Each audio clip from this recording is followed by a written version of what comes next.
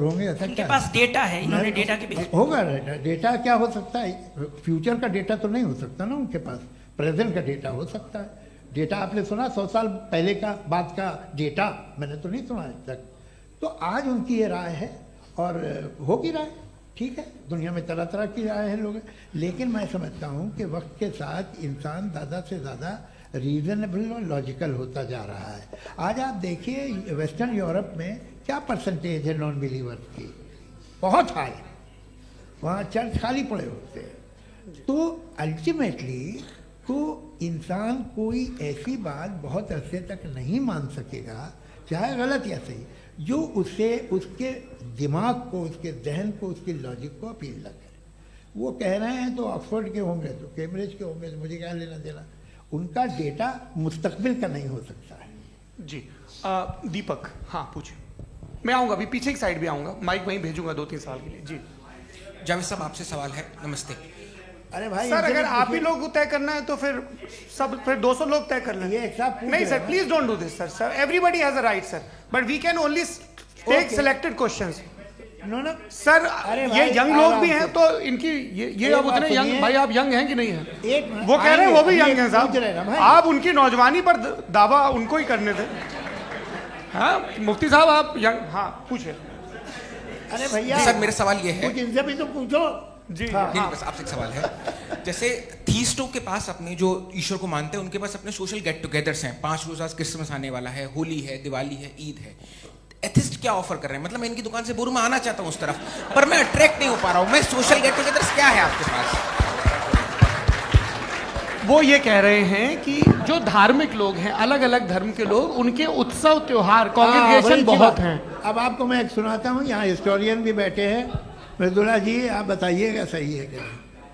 ये एक कॉन्स्टेंटाइन, एक ग्रीक रोमन बादशाह था जो क्रिश्चियनिटी आने के 400 साल बाद उसने डिसाइड किया कि मैं क्रिश्चियन हो जाऊंगा, मेरी पूरी स्टेट कैंसिल हो जाएगी। उस ज़माने में ऐसे ही होता था, राजा जो धर्म इख्तियार करता था वो जनता भी कर लेती थी, इसलिए कि वो हो गया था बैंकक्रप्ट। और उसे जो मेडिटेरियन कोस्ट के रिच क्रिश्चियन वो थे मर्चेंट, उससे पैसा चाहिए था। तो उसने कहा यार क्रिश्चियन हो जाओ। तो उसने अपने वजीर से कहा कि भाई ये हिस्ट्री है कि अब हम लोग क्रिश्चियन हो जाते हैं। पहले सर हो जाएंगे, कोई प्रॉब्लम नहीं है, लेकिन एक प्रॉब्लम ये है कि 17 दिसंबर से 25 दिसंबर तक जो पेगन फेस्टिवल होता, जो पेगन थे वो लोग, जो फेस्टिवल होता है वो बंद हो जाएगा, इसलिए कि हम क्रिश्चियन हो गए तो होगा नहीं। तो वो बच्चों को बहुत बुरा लगेगा, पब्लिक को बहुत इन्जॉय करते हैं, खासतौर से 25 को मेन डे। उसने कहा हाँ ये तो सही कह रहे हो। ये जीसस क्राइस्ट की पैदाइश कब थी? पहले साहब वो अप्रैल में थी। नहीं कट करो, वो 25 दिसंबर को है। ये हकीकत है जी। और 400 साल बाद क्रिश्चियनिटी के अप्रैल से दिसंबर ले आए, और इसलिए कि यहाँ पेगन फेस्टिवल होता था। अब मनाते हैं आप आराम से। ये जो सारे फेस्टिवल हैं ये रिलीजन से, हर एक को एक इंटरटेनमेंट डिपार्टमेंट चाहिए होता है अपनी कंपनी चलाने के लिए। तो ये रिलीजन ने, ये सेकुलर त्यौहार थे जिन्हें रिलीजन्स ने ले लिया है। ये मौसम के थे, फसलों के थे, किसानों के थे, उसको आपने लेके रिलीजियस रंग दे दिया। ये कोई रिलीजन से थोड़ी आए आप। अच्छा हमें देखिए, हम तो मुल्द हैं, हम ईद मनाते हैं, हम दिवाली मनाते हैं, हम होली मनाते हैं, हम क्रिसमस मनाते हैं। बम्बई की फिल्म इंडस्ट्री की सबसे बड़ी होली हमारे घर में होती है, सबसे बड़ी ईद हमारे घर में होती है। वो हमारी सोशल वो है, हमारा हेरिटेज है। ऐसा थोड़ी है कि we will throw the baby along with the water. ये तो अच्छी चीज़ है, इन्हें रखो, जो बेकार है फेंक दो। जी हाँ हेलो जी, मेरा सवाल नादवी जी से है। जैसा कि आपने बोला कि गॉड टाइम के भी परे हैं और गॉड इतनी कॉम्प्लेक्स चीज़ है कि उसे ह्यूमन माइंड समझ नहीं सकता, और गॉड ने अर्थ पे फ्री विल भी दे दी है, तो आप अपना वक्त ज़ाया क्यों कर रहे हैं गॉड के बारे में बात करके? अपन को तो बात करनी चाहिए कि सोसाइटी को बेहतर कैसे करें। जी मैं गॉड वही बताता है सोसाइटी को कैसे बेहतर करें। अभी मैं आपका जवाब देता हूँ। आपने कहा कि टाइम पे वो एग्जिस्ट नहीं करता, सो मेरा सवाल ये है कि जैसा आपने बोला कि गॉड बहुत ही कॉम्प्लेक्स चीज है। मैंने कहा ही नहीं कि कॉम्प्लेक्स है, तो आपके अल्फाज हैं। कॉम्प्लेक्स का लफ्ज गॉड के लिए सुइटेबल नहीं है। क्यों? क्योंकि कॉम्प्लेक्स वो चीजें होती हैं जो ऑब्जेक्ट हो। God is not an object जिसको आप इंस्ट्रूमेंट के जरिए लेबोरेटरी में जाके टेस्ट करें, oh it's very complex. No, वो कोई कार का इंजन नहीं है। वो फिलोसॉफिकली नेसेसरी बीइंग ऐसी बीइंग है जो सिंपल बीइंग है। हाँ, आप उसको मुकम्मल तौर पे उसकी तमाम हिकमतों को जान ले और हर चीज को जान ले, ये पॉसिबल नहीं है, क्योंकि वो ऑल वाइज है, आप ऑल वाइज नहीं है, और वो खुदा है, वो आपको सारी चीजें बता दे, ये जरूरी नहीं। मेरा सवाल ये नहीं था, मेरा सवाल ये था कि जब गॉड इतना परे है इस दुनिया से कि उसने अर्थ पे फ्री विल भी दी है, हम सब ह्यूमंस की फ्री विल है, और जो सोसाइटी में हो रहा है वो अपन लोग डिसाइड करेंगे, तो अपन लोग डिसाइड नहीं करेंगे ना, अपन लोग डिसाइड नहीं करेंगे। गॉड जो है, गॉड ने वो उसकी जात, उसकी एग्जिस्टेंस टाइम एंड स्पेस से परे है, लेकिन वो हमारा टेस्ट ले रहा है और उसी गॉड ने हमें बताया कि तुम्हें क्या करना है क्या नहीं करना है, तो जाहिर उस गॉड की बात सुनेंगे ना हम। जी, वो पीछे एक चश्मा लगाए जो मैम खड़ी हैं, उनको दीजिए। हाँ, आप जी जी बिल्कुल आएंगे। देखिए मैं कोशिश कर रहा हूँ सब तरफ जाने की। हाँ, उनको दीजिए माइक। जी, हेलो सर, मैं ओमनी प्रेजेंट नहीं हूँ, टाइम पाबंद हूँ, और जहां तक कोशिश कर सकता हूँ करूंगा। जी, अपना नाम बताइए। मेरा नाम उर्सुला है, मैं दिल्ली यूनिवर्सिटी की एक स्टूडेंट हूँ और मैं स्टूडेंट फेडरेशन ऑफ इंडिया से हूँ। मेरा सवाल मुफ्ती जी से है कि इस हॉल के इस कमरे में बैठ के हम लोग रेप की मोरालिटी के बारे में फिलोसफिकली बात तो कर सकते हैं, बट असलियत ये है कि रोजमर्रा की जिंदगी में औरतें रेप के थ्रू गुजरती हैं, और हम लोग सिर्फ नंबर्स पे इस तरह नहीं देख सकते, क्योंकि कितनी औरतें हैं इन कंट्रीज में जहां पे आप बता रहे हैं कि केसेस कम हैं, जिनका एक्सेस है कि वो जाके केस फाइल कर सकें। कितनी औरतें हैं जो जिनको काम करने की आज़ादी है उन कंट्रीज में। यूरोप में ये आज़ादी आ गई, यूरोप में ये रूल्स आ गए, तो हम आज उसके बारे में बात कर पा रहे हैं। जी, जवाब। आपने ये कहा कि कमरे में बंद होकर हम लोग इस पर फिलोसफिकली बात कर सकते हैं, लेकिन हकीकत में क्या हो रहा है, वो ग्राउंड लेवल पे क्या हो रहा है, जो बहुत गलत हो रहा है, और वो सफ़र कर रही हैं। आई अग्री, बहुत गलत हो रहा है, और जो गलत हो रहा है उसको हमें रोकना है। और क्यों रोकना है, वो गलत क्यों है? हमारे पास इसका ऑब्जेक्टिव फाउंडेशन है, इनके पास उसका ऑब्जेक्टिव फाउंडेशन नहीं है। मैं ये कहना चाह रहा हूं कि जहां पे भी जुल्म हो रहा है, जहां पे भी औरत पे जुल्म हो रहा है, या उसकी इज्जत लूटी जा रही है, या उसे तकलीफ पहुंचाई जा रही है, और सिर्फ औरत नहीं, किसी इंसान के ऊपर भी जुल्म हो रहा है, तो उसके खिलाफ खड़ा होना, ये मॉरलिटी हमारे पास गॉड के पास से आई है। वरना जावेद साहब तो कह रहे हैं कि जो है मेजॉरिटी डिसाइड करेगी, तो मेजॉरिटी तो कभी भी बदल सकती है। क्या आप हाँ। ये थोड़ी सी आपको गलतफहमी है। मैं अगर मेरे जुमले से ये मतलब निकला या मैंने कहा, तो ये जुमला मैं वापस लेता हूँ, ये मेरा मतलब ही नहीं था कि मेजॉरिटी डिसाइड करेगी। मेजॉरिटी डिसाइड करे तो दुनिया में बड़ी, वैसे आपने कहा था ये जुमला। अच्छा, हो सकता है, मैं मान रहा हूँ, बाद में रिकैप कर लेंगे। अरे एक सेकंड, मैं अपनी एक्सप्लेनेशन दे रहा हूँ। मुनासिब बात यह है कि हम सब के सब दिल में जानते हैं कि क्या अच्छा है क्या बुरा है, हमें पता है अच्छी तरह से। जो लोग बुरे काम करते हैं उन्हें भी मालूम अच्छा क्या है। यही तो सवाल था हजरत कि फिर ये मोरालिटी आई कहाँ से? Cross examination. हाँ जी, हाँ, मोरालिटी साथ रहने की डिजायर से आई है। यानी साथ रहकर जो कुछ कह दे, जो कुछ कर दे, वो हो जाएगा? नहीं नहीं, तो आप कायदे से रह ही कर सकते हैं जब तक लोगों में मोरालिटी हो, वरना क्यास हो जाएगा। ये आपको कैसे पता? जी, हमने देखा ना, जहाँ मोरालिटी का क्यास हो गया, हम देखते हैं। कहाँ पे देखते भाई? दुनिया में। आप जो कह रहे हैं, आप कहीं पे अगर गलत हो रहा है इस बहस तो उसको आप गलत देखिए। आप एपिस्टेमोलॉजी की बात कर रहे हैं, मैं ऑन्टोलॉजी की बात कर रहा हूं। मैं इस बहस फाउंडेशन आप दोनों लोगों को चाय पे होस्ट करूंगा, वहां पे क्रॉस एग्जामिनेशन कर लीजिएगा। अभी ऑडियंस का हक मार रहे हैं आप लोग भाई, सर जस्ट लोग हैं आप लोग। और ये भाई ये हाँ, उधर आएंगे, जी सर आएंगे। अच्छा सर, मेरा नाम लईकुर रहमान है और मैं अलीगढ़ मुस्लिम यूनिवर्सिटी का स्टूडेंट हूँ, और जहाँ तक मुझे पता है कि sir you are also product of Aligarh Muslim University. मैं भी उसी चमन का बुलबुल। हाँ सर, तो बहुत खुशी हुई मुझे जान करके कि मैं आपसे मिलूंगा। सवाल सर, मेरा सवाल यह है, सर सैयद अलैहि रहमा का नज़रिया यह था कि खुदा के वजूद को अक़ल के दायरे में रह कर के तलाश करना, न कि पूरी तौर से उसका इनकार कर देना। Sir, how will you define it? नहीं, तो ये तो आप इन्हें बताइए। ये सवाल आपसे खुदा का वजूद साबित कर रहे हैं तो सर आपने इनकार कर रखा है, इस वजह से मेरा क्वेश्चन उन्होंने यही सर, एक सेकंड, सर सैयद ने यही कहा ना कि अक्ल से आप खुदा के वजूद को साबित नहीं कर सकते, यही कहा ना भाई। वो उन्होंने कहा कर सकते हैं और वो कर दिया गया आज। वो फोन दो। तलाश करना या साबित करना अक्ल से नहीं हो सकता। अरे सवाल तो सुन लीजिए जी। अक्ल से नहीं हो सकता है, यही कहा ना आपने। अक्ल से हो सकता है। अरे वो यही कह रहे हैं भाई, आप बता रहे हो सकता है, वो तो कुछ और। आप अगर सर देखो नौजवान फोन ले लो, वो इतनी कमाल की यूनिवर्सिटी है। अरे भाई दे दो ना जरा, एक मिनट दे दो भाई, मेरी बात सुनो, माइक पे बोलो ताकि जो लाखों लोग देख रहे हैं। माइक दे दो ना। अरे देंगे ना माइक, तुम ठहरो तो। हाँ सर, मेरा सवाल ये था कि सर सैयद अलैहि रहमा का एक नज़रिया था अपना कि खुदा का जो वजूद है उसको अकल के दायरे में रह करके तलाश करना है, न कि पूरे तौर से इनकार कर देना है। ये उनका कॉन्सेप्ट था। लेकिन मेरा सवाल ये है कि आप इसको कैसे डिफाइन करते हैं, एक्सप्लेन कैसे करेंगे, मैं आपसे जानना चाहता हूँ, क्योंकि you are the product of Aligarh Muslim University. मुझे अकल के दायरे में रख के मैंने बहुत तलाश की, मुझे मिला नहीं। हाँ ये इधर वो चश्मा लगाए जो, हाँ उनको दे दीजिए।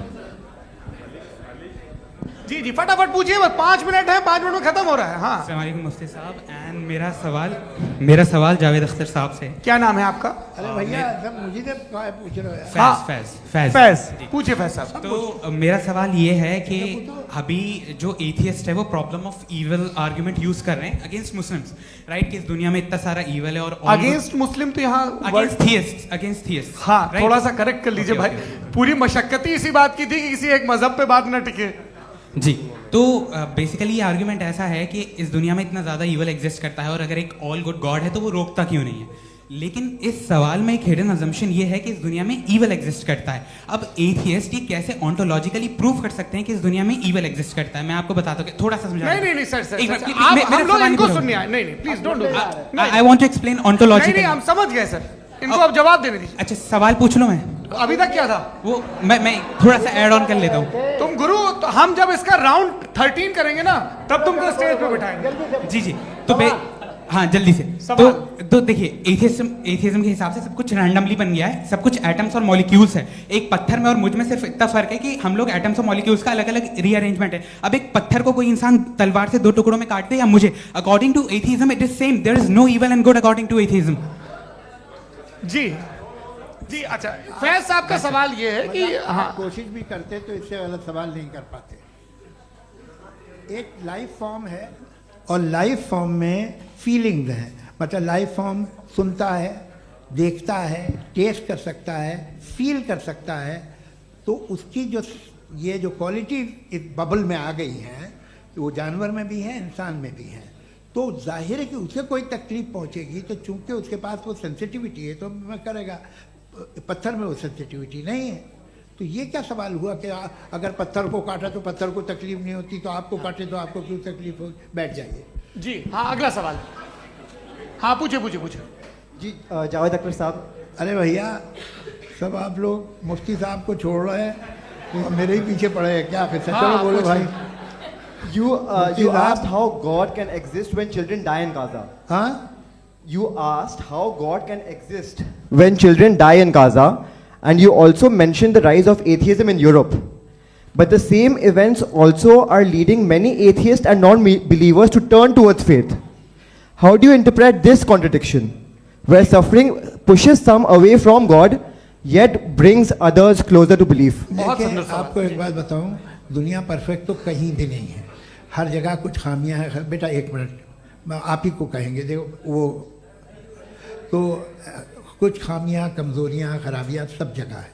लेकिन अगर देखोगे ईमानदारी से कि दुनिया सबसे ज़्यादा महज़ब कहाँ है, एक आम शहरी को कहाँ हुकूक हासिल हैं, वो बोल सकता है, अपनी मर्ज़ी से काम कर सकता है, अपनी मर्ज़ी से राय दे सकता है, हुकूमत के ख़िलाफ़ बोल सकता है, बरसरे इक़्तिदार लोगों के बारे में बोल सकता है, सरमायादारों के ख़िलाफ़ बोल सकता है। तो आपको ये स्कैंडिनेवियन कंट्रीज़ में मिलेगा, वेस्टर्न यूरोप में मिलेगा। मैं नहीं कह रहा वो परफेक्ट है, बिल्कुल नहीं, वहाँ बहुत ख़राबियाँ भी हैं, परफेक्ट तो कोई। लेकिन जिन जिन मुल्कों में, लैटिन अमेरिका देखो, गल्फ़ देखो, वहाँ पर आपको ये ज़रूर है कि रेप नहीं होते होंगे। रेप की ज़रूरत क्या है भाई? उसको तो ख़रीद लो, घर में रखो, सड़क पर रेप करने की क्या ज़रूरत है? मगर सुनिए, मगर हकीकत ये है कि वहाँ शख्सी आज़ादी राय देने की, बोलने की नहीं है। जी ये एक आखिरी सवाल मुफ्ती साहब से। हाँ मैम, इनको माइक दीजिए। शुक्रिया। मेरा नाम मनीषा है, मैं हरियाणा से आई हूँ। मैं मुफ्ती साहब से एक बात पूछना चाहती हूँ। आप बार बार जावेद साहब को कॉन्ट्राडिक्ट तो कर रहे हैं कि आपने ये कहा, लेकिन आप भी अजम्पशंस के बेसिस पे बात कर रहे हैं। आपने खुदा के होने का कौन सा प्रूफ पेश किया है खुदा की एग्जिस्टेंस का? अब इस सवाल को अलग रहने दीजिए, कौन एथीस्ट है कौन नहीं है। और दूसरी बात जो आपने एक छोटी सी कही थी कि ये फ्री विल का इस्तेमाल करता है इंसान अपनी, लेकिन इस फ्री विल का इस्तेमाल में मतलब खुदा ने ये दे दी सबको ये इजाजत कि वो कितना घिनौनापन और कितने ज्यादा खराब से खराब तरीके इस्तेमाल कर सकता है। जवाब सुनते जी। आप फ्री विल को मानती है ना, या अब कहती है कि फ्री विल नहीं है ना? मानती है ना? तो अब आपके पास इसका कोई एक्सप्लेनेशन नहीं है कि अगर एक इंसान उस फ्री विल का इस्तेमाल करके गलत काम कर रहा है और बच के अच्छी जिंदगी गुजार के निकल जा रहा है, उसका कोई रिकम्पेंस नहीं है।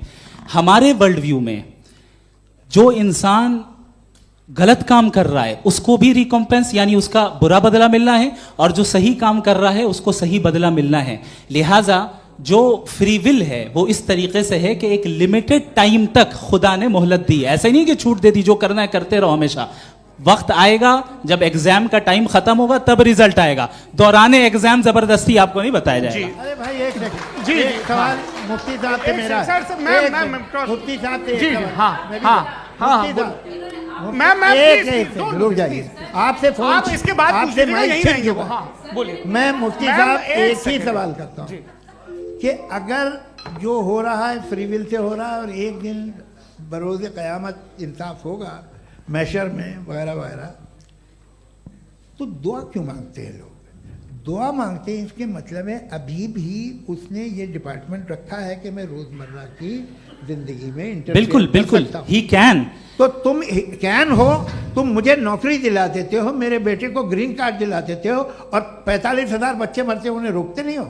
नहीं तो क्या आप ये कह रहे हैं कि इस दुनिया में जालिमों को कभी पकड़ ही नहीं होती है? अरे जो भी पकड़ होगी वो बच्चे रोते हैं। बिल्कुल, देखिए मैंने अपने ओपनिंग स्टेटमेंट में यही कहा था कि जनाब जावेद साहब सिर्फ इमोशनल आर्गुमेंट देंगे।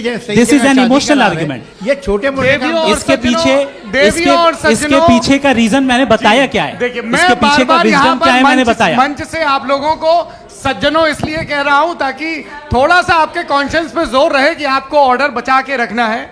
वक्त तय हुआ था, ये वक्त पूरा हुआ, आपने इतने धैर्यपूर्वक सुना, मैं आप सबका बहुत बहुत शुक्रगुजार हूं। यदि इन दोनों विद्वानों की इच्छा होगी तो कभी हम इस बातचीत का राउंड 2, राउंड 3, यही तो देखिए खूबी है इंसान की कि बहस मुबाहसे में वो पड़ा रहता है।